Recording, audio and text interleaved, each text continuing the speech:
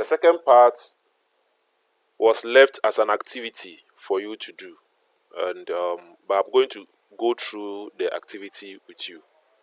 Activity 6.2 reads: in this activity, you are going to derive the differential equivalence of Maxwell's fourth equation. Again, consider the magnetic field changing with distance x in the xz plane as shown. So now the electric field is varying along this direction, and as we know, the magnetic field will be perpendicular to the electric field. So this is the magnetic field. The magnetic field is varying in this direction. The magnetic field initially B changes to B plus a small change in the magnetic field. So it was initially this value. Now it has changed slightly over a differential distance dx. So from this point to this point, the magnetic field is varying with distance. So from one point to another, the magnetic field has changed. So with a differential distance. This change in the magnetic field takes place in a vacuum where there are no charges. It goes back to the work Maxwell did, the small bit Maxwell added to Ampere's law. That was realizing that even when a capacitor is not transmitting charges between the plates, there was still magnetic field within the vacuum where the charges are not crossing the gap between the capacitor plates. In this particular case, we are using Maxwell's displacement current instead of the real current that flows through conductors. You see, Ampere was saying if a real current flows through a conductor, magnetic field will be set up. But at this step, we are talking about electromagnetic waves that is traveling through a vacuum. It doesn't need any particle like charges to travel. All right, so we are talking about where there is no flow of current. So the first step will be to write a simplified version of the fourth equation for the case where I is equal to 0. Let's go back here. So what we are saying is that this is the fourth equation. So when we are talking about a medium that has no current, then the current is 0 and this side goes to 0. This part of it goes to 0. And this part now reigns. The displacement current now takes over the whole equation. Okay. Then the second step, using the shaded rectangle in the figure, show that the magnetic line integral, left hand side, of the fourth equation in the anti-clockwise direction is given by this. So let's go through that. So the magnetic line integral, let's see how we do it. We are going to do it the same way as we did this one. So we start from this side. We are going anti-clockwise. You see, the first one we went anti-clockwise, so we are going through anti-clockwise for the magnetic field as well. So we can start from anywhere. So long as we go through anti-clockwise, we are okay. So if you are moving anti-clockwise, then this one will have a positive value. So we have the field multiplied by the length. So this is the field multiplied by the length for this side. That's positive. They are all in the positive direction. Plus, the magnetic field has no components horizontally. So it will be 0 horizontally. Multiplied by the small change in distance.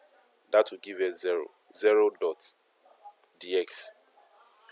Then we are now moving in this direction. So we have to negate the b plus db.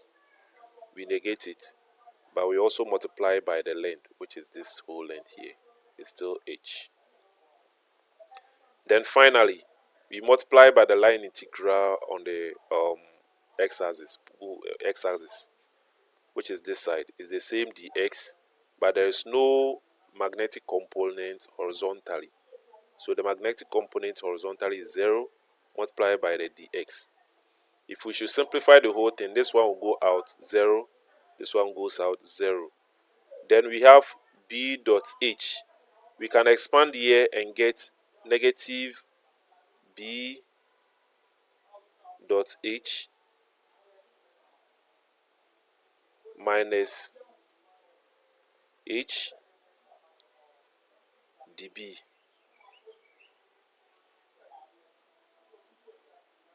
All right.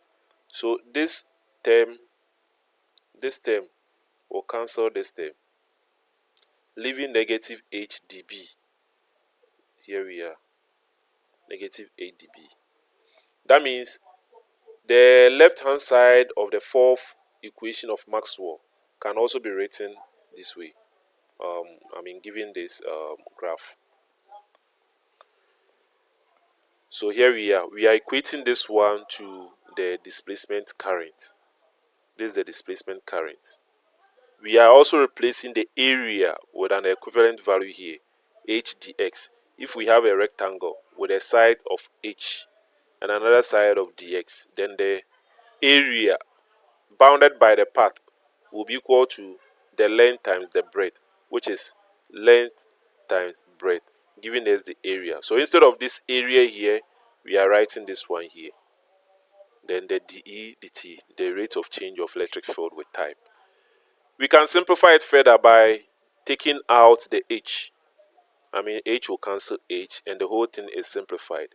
dB, we divide through by dx, giving us dB dx. The negative remains there, equal to the mu naught times the epsilon naught dE dt. Again, because we are differentiating with respect to two different variables, t and then x, we make it partial differential. So here we are. Let's go back to our main document. You can now state this equation in your own words. What I mean is, you can state this one in your own way. So the rate of change of the magnetic field with distance is equal to this product, one of which is the rate of change of the electric field with what? With time. So the rate of change of the magnetic field with distance will be equal to a certain factor multiplied by the rate of change of the electric field with time. So you can this is what I expect you to write right there. So this mathematical expression can be written in weights. Okay. Now we have these two equations. The first one was from the first video. I've shown it to you. You can watch it again and you arrive at this equation. Then the second one is what we've just derived. Our next step will be to differentiate. This one. You find the second differential of this equation with respect to x. So this is what we've done. The second differential with respect to x. This is dE dx. That's what is here. Then we have negative dB dt. That's what is here. But we are finding, for each side, we are finding the differential with respect to the distance, x. So d dx of the left hand side, then d dx for the right hand side. We can simplify it further and make it d squared e dx squared, which is equal to the same thing. We are now swapping the dx and the dt. So this one was dx, is now dt. This one was dt, is now dx. So we are only swapping the dx and the dt. When we do that, this one becomes like the negative dB dx becomes this term here. We leave this one intact. We leave this one, but instead of this term here, we are going to write what is here. So here we are. If we do this one, then we have dt dt here, which will make it dt squared, and then the dE will now be d squared e. So what we can see here is that the electric field is varying with distance and it's also varying with time. So these are the second differential. How did Maxwell come to conclude that then the electric field is like a wave? Well, at the time Maxwell was working, a general equation for a wave was was known.